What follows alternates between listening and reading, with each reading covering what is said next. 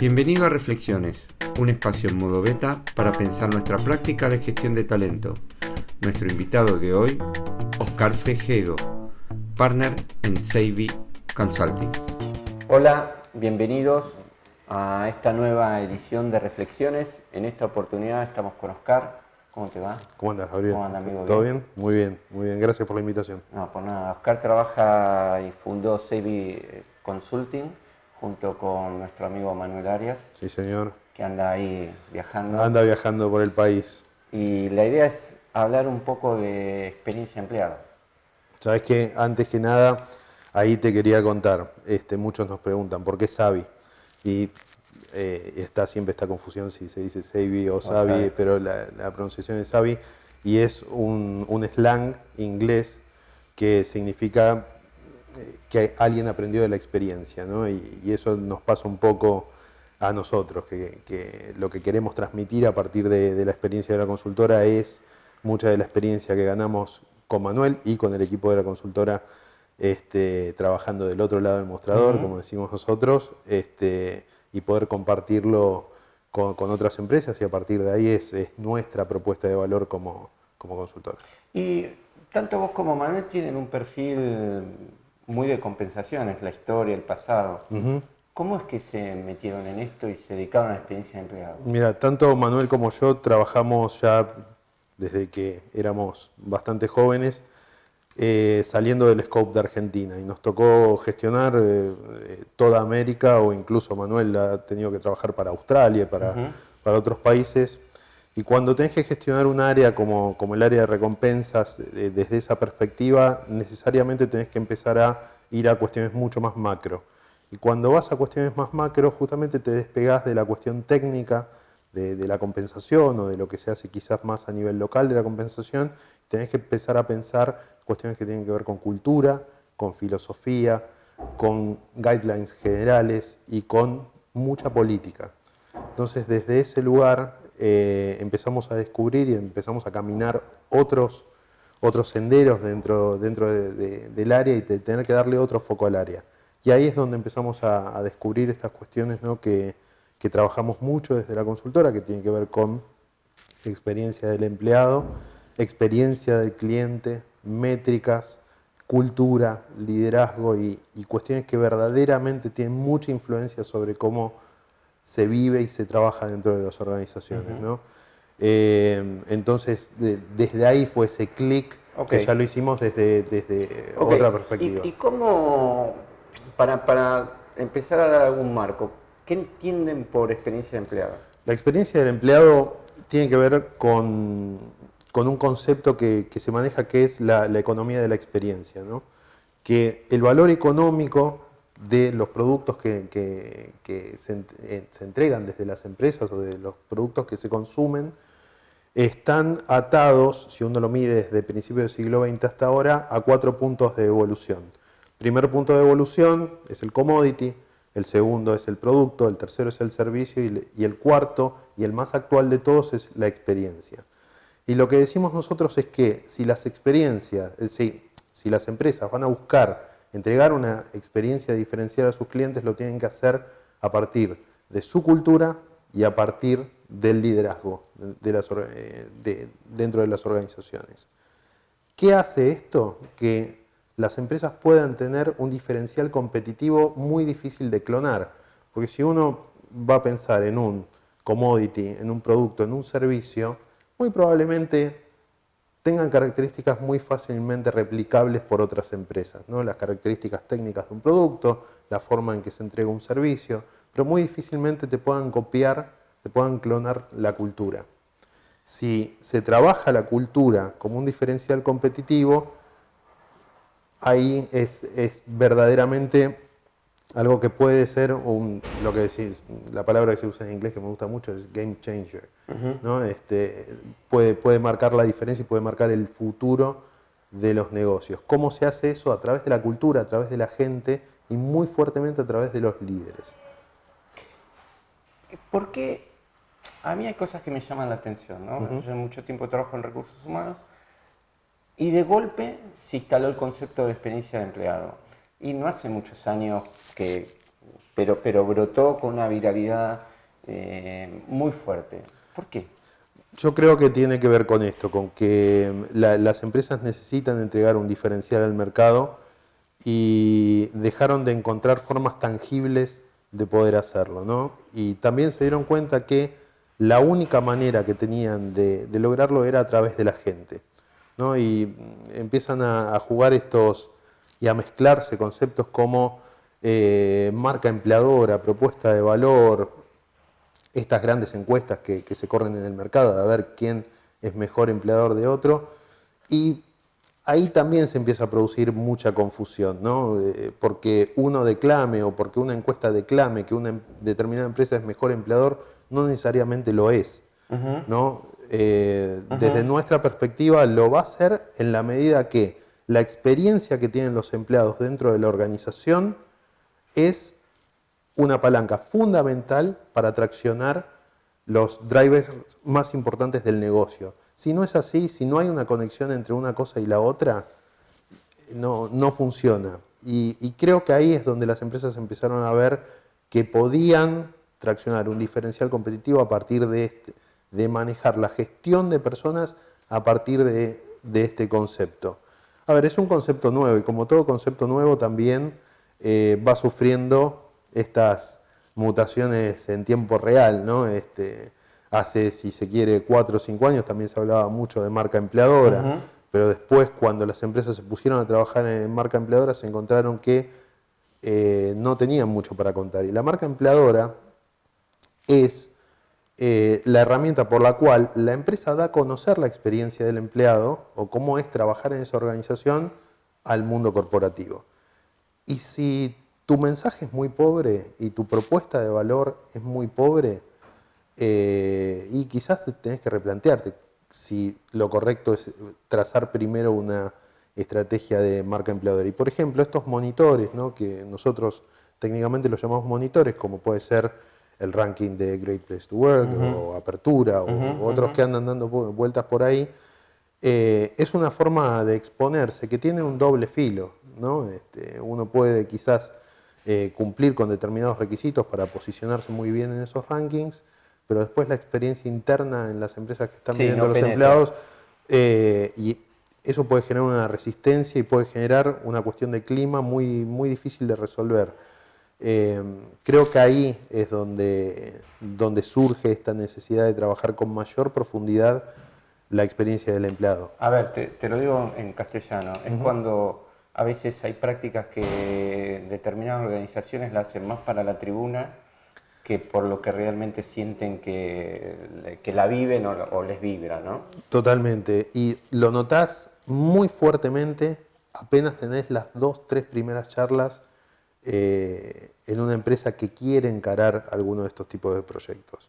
Digamos, una pregunta clave que nosotros hacemos cuando estamos iniciando un proyecto es entender, sobre todo en los líderes de la organización, ¿no? En el número 1, sus reportes directos, cuando hacemos la pregunta, ¿quién es el cliente? ¿No? Y eso ya te va a dar una pauta de cómo está definida la cultura dentro de la organización, una pauta muy fuerte. Nos ha pasado, hablábamos hace un ratito de experiencias, ¿no? Tuvimos una experiencia con una empresa de retail muy, muy, muy importante. Una de las marcas es una de las marcas más importantes a nivel global.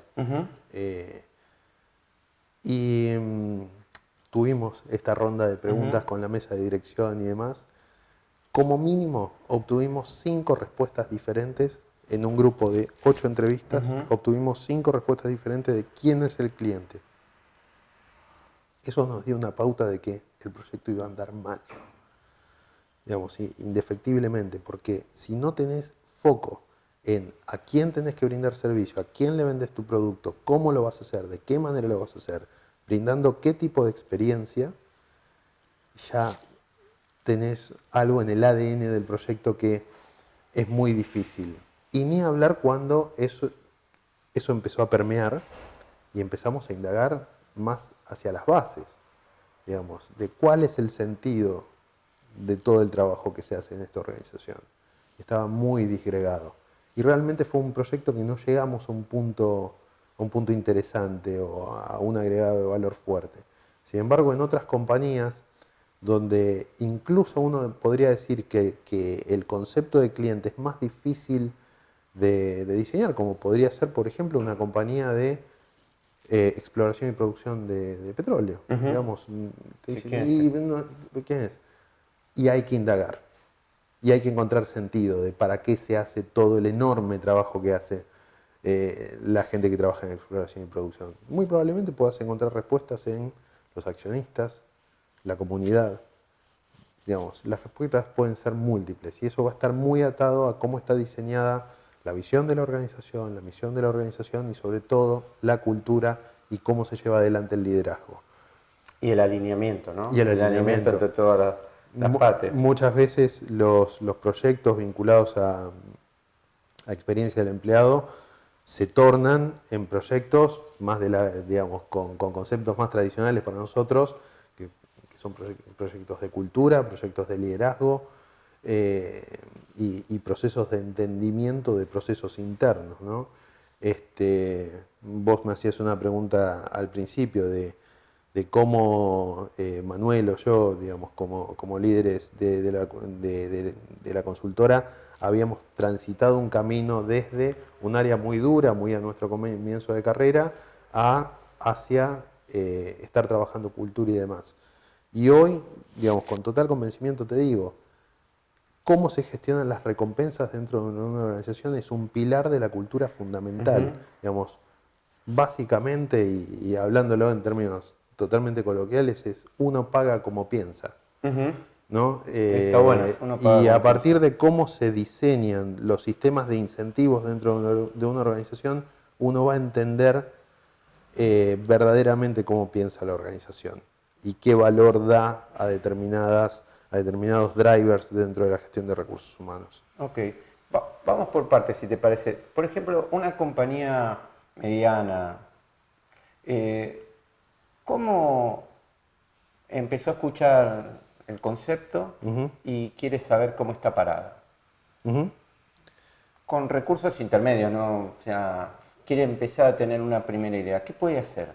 Primero que nada es entender qué es lo que tiene. Digamos, muchas veces nos llaman compañías y quieren empezar un proyecto de cero, ¿no? Entonces empiezan a pensar en focus groups Sí. y encuestas de clima.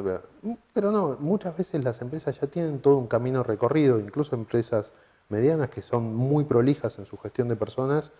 Ya existió esta cuestión de definir cultura, definir valores, definir competencias. La definición de competencias es un ejercicio súper valioso y que muchas veces está muy pobremente aprovechado. Dice mucho de la cultura de la compañía, cómo están definidas las competencias y cómo se trabajan esas competencias. Las encuestas de clima, el diagnóstico de cultura.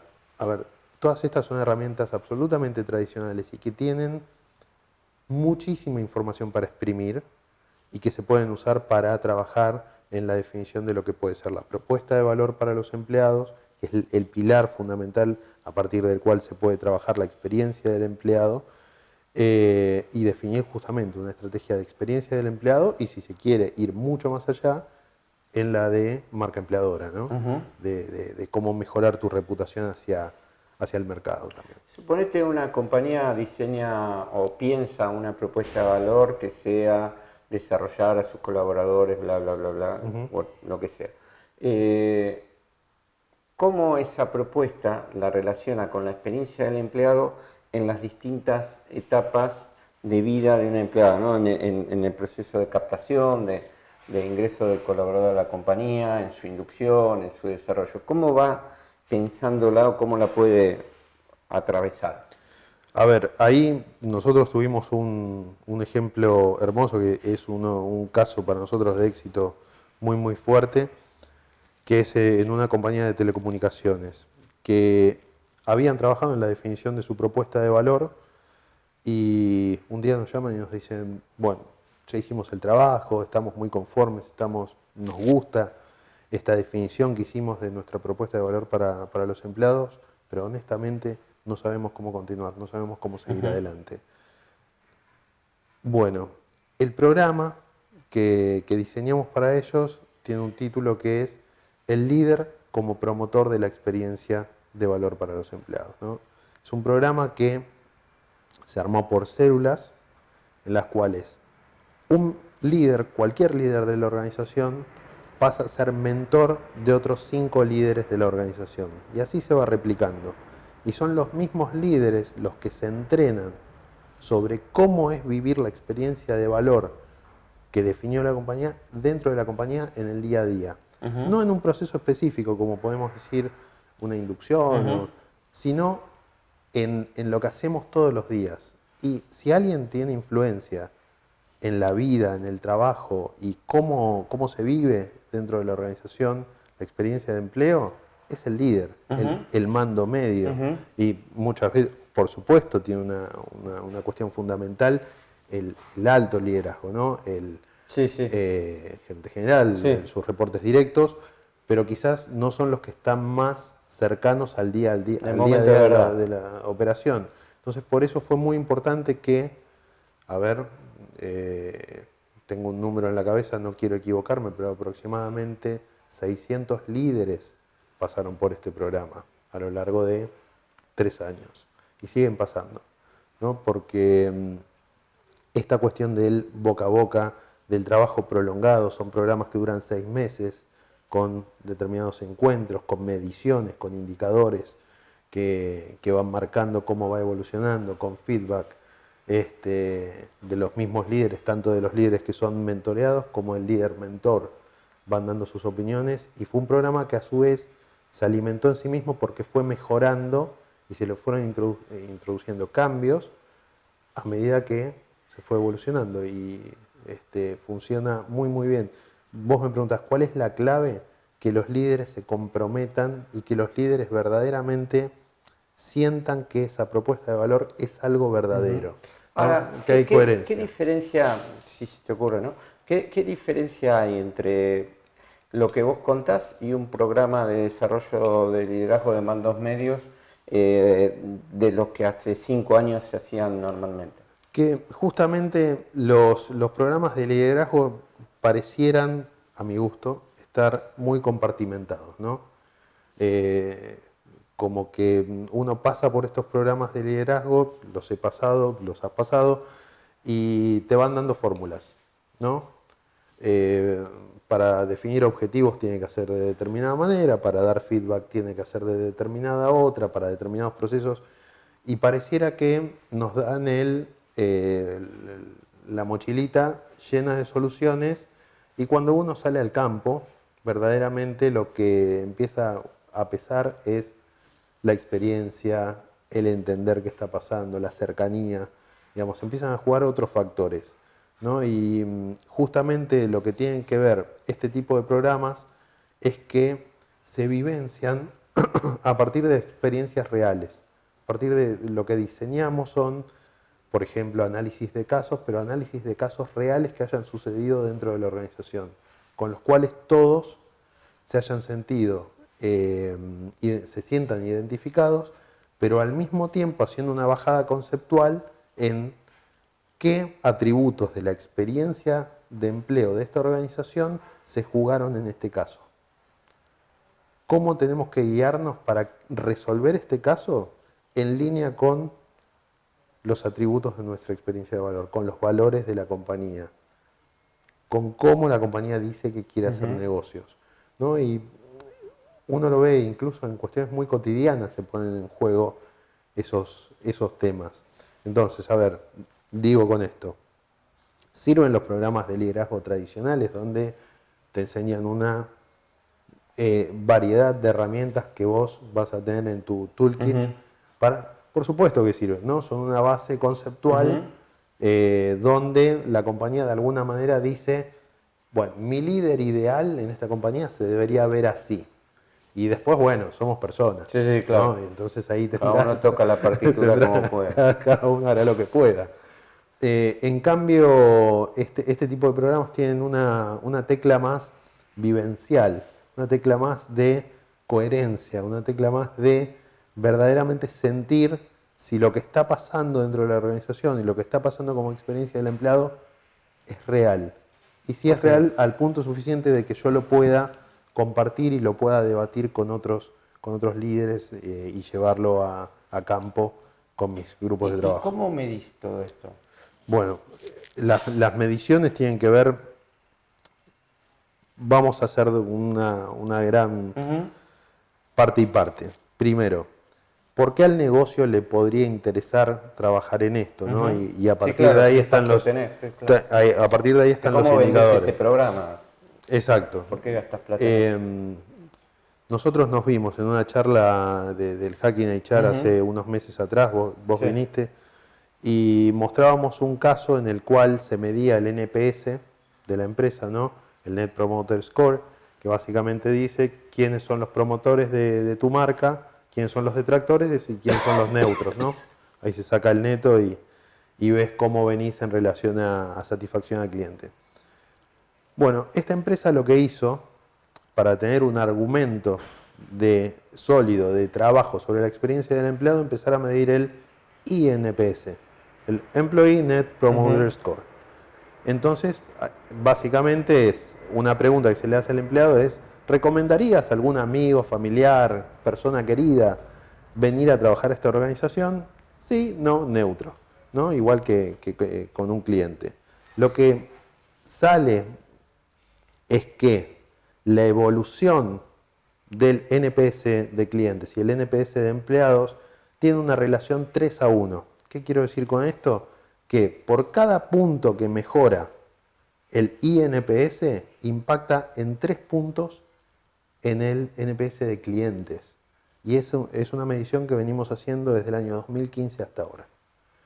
Es un dato contundente. Muy bueno, cuando lo vi me gustó. Eso fue muy fuerte y es un argumento súper sólido desde el punto de vista de negocios.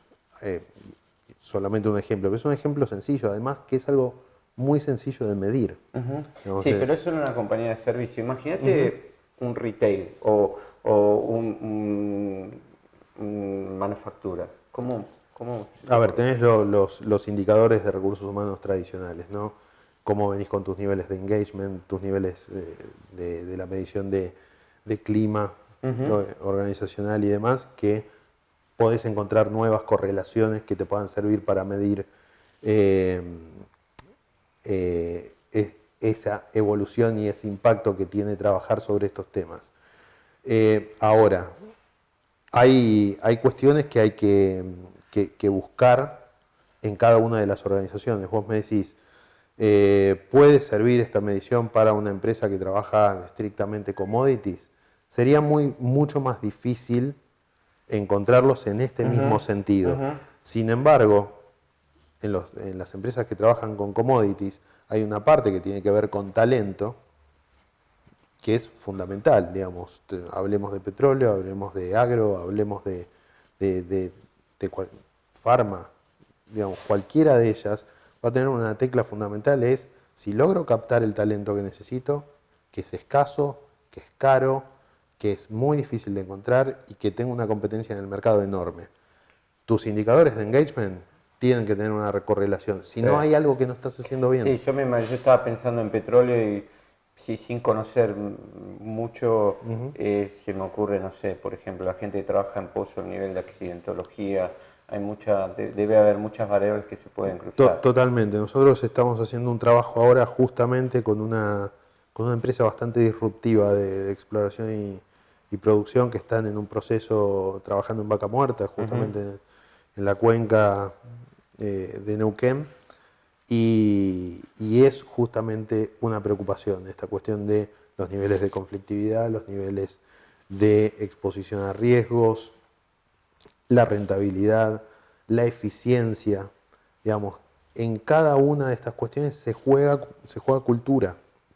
Por eso es fundamental trabajarlo de una manera consciente y trabajarlo junto a los líderes, buscar esa coherencia, pero no desde una declamación corporativa que puede quedar ahí en un cuadro y puede sonar muy bien, pero no tiene ningún impacto, sino de llevarlo a nivel de los líderes, a nivel de los mandos medios y a partir de ahí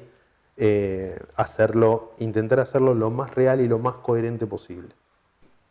Hablábamos de indicadores. ¿Cómo, y hablaste bastante de engagement?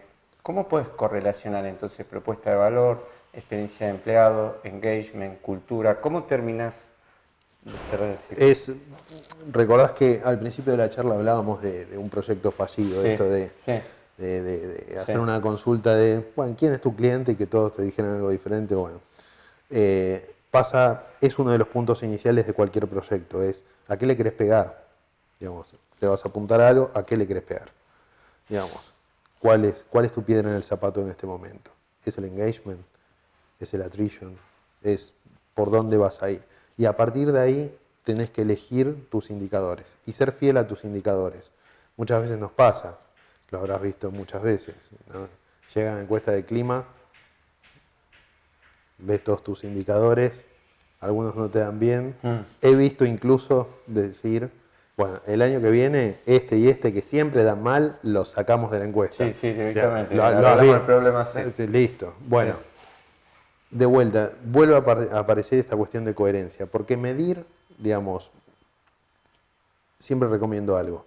Elegir muy bien los indicadores, no elegir muchos indicadores, elegir verdaderamente los indicadores claves, porque es muy trabajoso Sí, sí. el trabajo de indicadores. Entonces, si puedes armar un tablero de comando divino, ¿no? Con 120 indicadores, al segundo mes no lo hacen más. Te pasa la ola por encima del día a día y es muy difícil de sostener en el tiempo porque verdaderamente requiere mucho recurso.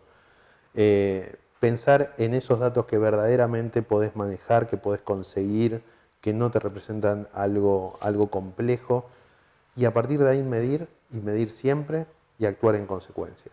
Digamos, dependiendo la empresa, ya te digo, podés encontrar diferentes problemáticas para abordar. Lo importante es elegir tus batallas, elegir exactamente cuáles son los indicadores que vos sentís que modifican tu negocio y a partir de ahí ir Ok. para adelante. Y una cosa más súper importante, correlacionarlos con indicadores claves del negocio también. Por lo que vos decís, yo interpreto, ¿no? Creo que para vos es mejor hacer preguntas constantes sobre determinadas cuestiones, pero como un feedback continuo, que hacer una gran encuesta una vez por año. Sí, sí, y más por la dinámica que hoy están teniendo las organizaciones. Digamos, hoy medir algo en el término de un año en una compañía de tecnología o en una compañía de retail, por ejemplo, estás hablando de dos universos, digamos, 1 de enero de Sí, 2018, totalmente. 1 de enero de Si estás en 2019, Argentina, estás imagínate. en dos universos totalmente diferentes. Entonces, es corto, Pulsos. pulsos todo el tiempo e ir viendo cómo tenés que ir maniobrando esa realidad, porque eso también te puede ayudar a prevenir conflictos, incluso hasta conflictos gremiales Ujú. Sí, y te yo puede imagino servir. que también la tecnología ayudó mucho, porque hoy es mucho más fácil hacerlo.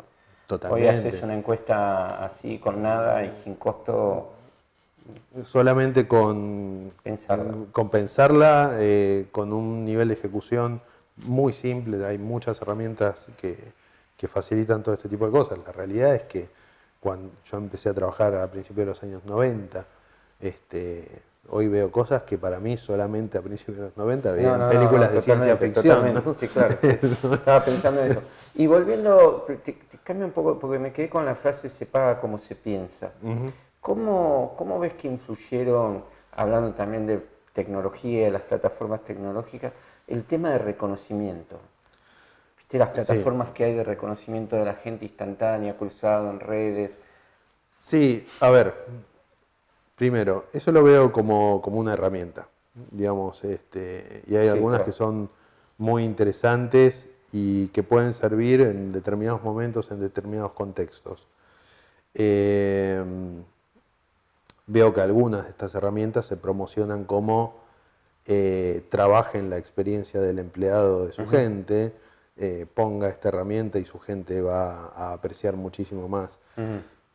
No necesariamente, digamos, verdaderamente antes de subirse a la implementación de alguna de estas cuestiones, hay que analizarlo muy bien. Y un tema muy, muy básico, ahora te voy a dar un ejemplo, es si no encontrás desde recursos humanos una correlación con cualquiera de estas decisiones de implementar determinados programas y demás, con el objetivo de negocio y cómo va a impactar en alguno de los drivers de negocio, no lo hagas. Sí, preferible no hacer nada. Es preferible Sí. esperar Sí. un mejor momento y no Sí. hacer nada, Coincido. porque son muy demandantes una vez que Coincido. sabemos muy bien que desde recursos humanos impulsamos alguna Sí. práctica, así nos haya ido mal, Sí.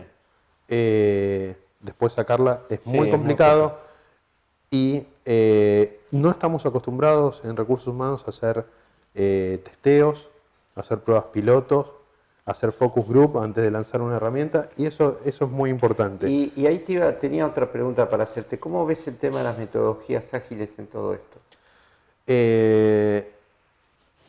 Me parece excelente, justamente. ¿Por qué? Sería una manera de introducir herramientas muy valiosas a prácticas que nosotros hacemos casi de manera intuitiva dentro de las áreas de recursos humanos. O peor aún, nos metemos a hacer determinadas prácticas porque el vecino, la empresa competidora vecina, lo hace, ¿no? La O te cuestión escucharon en el evento el otro día. y vamos. No, recomendamos muy fuertemente antes de mirar un benchmark, mirar hacia adentro. Muy, muy fuertemente. Las empresas invierten mucho dinero en benchmark y no necesariamente eso les puede dar una pauta de competitividad. Estoy acostumbrado siempre a decir el para qué, ¿no? ¿Para qué haces lo que haces? Ese es el tema. ¿Para qué? ¿Por qué? ¿Qué querés buscar? Yo creo que a veces no nos hacemos esas preguntas. Y eso es lo que nos aportan las metodologías ágiles, ¿no? Preguntarte para qué. Simplemente. Y si el para qué es... te traigo un ejemplo. Estábamos en una empresa armando un proyecto y justamente se iba a hacer una encuesta a los empleados sobre cómo percibían la experiencia de empleo dentro de la empresa. Insistían muy fuertemente en que salgamos a preguntar qué opinaban si la empresa empezaba a dar horarios flexibles, home office y ese tipo de prácticas que están tan de moda. Y nuestra pregunta fue, ¿por qué querés preguntar esto? No, quiero preguntar esto porque quiero llevar este dato a los directores de la compañía porque ellos dicen que este negocio no soporta el home office. Por la dinámica del negocio no podemos hacer home office porque tenemos una dinámica que es inviable. Entonces le preguntamos, ¿y vos pensás que porque el 99% de la gente te diría muy probablemente que sí quiere home office, vas a ir a desafiar la mirada de la dirección que dice que el negocio no puede operativamente? Sí, bueno, pero eso capaz que se los haría pensar y... Digamos, hay algo que no estás escuchando justamente el latir del negocio. En todo caso, sí sería una pregunta válida o un desafío válido ver de qué manera la operación del negocio se puede estructurar o se puede redefinir de alguna manera para que eventualmente pueda existir la posibilidad de un home office.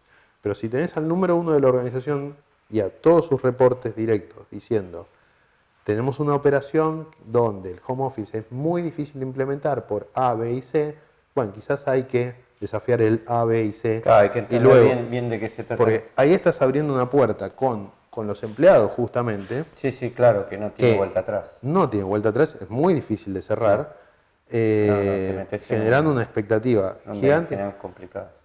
Pero esto es un caso real que uno muchas veces se sorprende, ¿no? Las motivaciones por las cuales recursos humanos a veces sale a hacer cosas que incluso son muy criticadas desde el negocio. Sí, claro. Y ahí es donde nos planteamos también un desafío fuerte, ¿no? Y que creo que también es la intención de algunos espacios que hoy se están generando en el mercado de autodesafiarnos a los que tenemos una historia en recursos humanos y de empezar a pensar ¿no? Las experiencias de Bueno, este empleo de espacio otro surgió lugar. como esto, ¿no? Es un Total. poco discutir la práctica y discutir digamos, lo que hacemos todos los días con una mirada crítica, porque yo muchas veces me he preguntado, digo, ¿cómo puede ser que mucha gente hable bien de recursos humanos y mucha otra es muy crítica y Muy tiene crítica. mirada muy agresiva? Y entonces decís, bueno, ¿qué pasa? ¿Qué de todo, de lo nuestro se juega en eso? Eh, ¿Cuánto están de Eh, nuestros egos, no? No, porque bueno, como yo escuché esta práctica, la tengo que poner y digo, oh, pues por ahí no. por ahí O no. por ahí el CEO realmente está equivocado y se puede hacer, pero no es la estrategia confrontándolo con la gente. Justamente Es casi abriendo, suicida eso. abriendo un foco de conflicto. Claro, es suicida. Eso termina mal para el Bueno, que te pidió bueno, el proyecto. claramente nuestra recomendación estuvo por otro lugar, ¿no? Pero bueno, surgen esos desafíos, surgen esa manera de mirar la gestión. Y creo que creo que también estamos pasando por un momento muy interesante dentro de lo que es la gestión de personas en Sí, organizaciones. sí, para mí es Y un abro momento esto a espectacular. todas las organizaciones, porque incluso organizaciones del tercer sector, multilaterales, gobierno, Sí, digamos, sí, verdaderamente hay sí, un replanteo sí, sí, es un súper momento, interesante. momento interesante. Y de alguna manera, y humildemente lo digo, también me gusta ser parte de eso. Contame, ya que estamos hablando de espacios y de reflexiones, Hacking HR. Hacking HR surge en Estados Unidos y es un movimiento global, llamémoslo de esta manera. Es un movimiento global parecido a TED, Ujú. pero enfocado específicamente en recursos humanos, ¿no? Que son ideas que muchos profesionales de recursos humanos tienen aquí y allá en el mundo, digamos, ya tiene un montón de capítulos en Europa, en Estados Unidos, en Latinoamérica ya hay algunos, en Asia. Entonces uno integra esa comunidad y empieza a escuchar problemáticas que quizás uno dice, no puede estar pasando esto en Ujú, Vietnam, ujú. ¿no? Y de repente tenés a alguien de Vietnam que comparte tu misma problemática, tu mismo foco, ¿no? En el mundo están pasando cosas muy, muy interesantes. ¿Cómo se agrupan? ¿Cómo interactúan? La célula está en Washington, en Estados Ujú. Unidos, que el número uno de la organización es Enrique Rubio, y Enrique empezó a armar eh, capítulos en diferentes ciudades de todo el mundo. Hay un pequeño grupo que es el comité dentro de cada uno de los capítulos. Buenos Aires tiene su capítulo y Manuel trabaja fuertemente ahí. Yo colaboro con él, Mm. pero fuertemente está trabajando Manuel. Y a partir de ahí se convocan a diferentes referentes del mercado, personas que están haciendo cosas que podemos considerar disruptivas para la gestión de gente, nos juntamos y lo charlamos y lo Ujú, difundimos. Puede tomar formato de foro, que es ujú, el encuentro más importante, pero también hay meetups, ¿no? ujú, Que son encuentros más espontáneos, y hasta puede haber webinars, ujú. ¿no? Y todo eso, hay una comunidad global vía web, ¿no? La tecnología que Sí, ayuda sí. a que eso pase, y ahí son los encuentros, y se habla de De todo, todo. de Che, todo. y si alguien escucha esta entrevista y dice, ¿cómo me sumo a Hacking HR? Hay que googlear en redes sociales, está presente en todas las redes sociales y empezar a seguir, ¿no? El capítulo de Argentina ya tuvo, el foro en Argentina fue en el mes de abril, Ujú, pero luego hubo 2 meetups, y se sigue trabajando. El foro del año que viene se viene con temas súper disruptivos, súper disruptivos. Vamos a estar trabajando. No me quiero adelantar con nada, pero hay muchas cuestiones de temas de diversidad ujú. muy fuertes que se van a estar trabajando, de la influencia de gestión de datos y la influencia del periodismo dentro de las decisiones que tomamos. Incluso estamos viendo de traer a algunos especialistas que puedan empezar a pensar escenarios, Ujú, por ejemplo, en la cuestión vinculada a cannabis, ujú, digamos, que ya hay países que tienen prácticas concretas en gestión de personas relacionadas con ese tema, y que es un tema que inevitablemente viene, digamos, más la gente que trabaja a nivel regional, en Estados Unidos ya son varios estados, Canadá y demás, y son ese calibre de temas que queremos abrir espacios para poder discutir y que no nos agarren de sorpresa, digamos, porque pasa un poco esto de... tal cual. ¿no? Bueno, tal cual. Se sancionó la ley, ¿qué hacemos? ¿Qué hacemos, ¿no? Bueno, y desde ese lugar es que se está intentando abrir este espacio para concretamente hablar fuertemente de estas cuestiones. Ok. Para ir cerrando, ¿te quedaste con ganas de comentar algo? No, la verdad que fue una charla espectacular. Te agradezco un montón. Bueno, hombre, te agradezco, nos vemos y un abrazo a Manuel también. Y nos vemos en la próxima. Hasta luego. Gracias.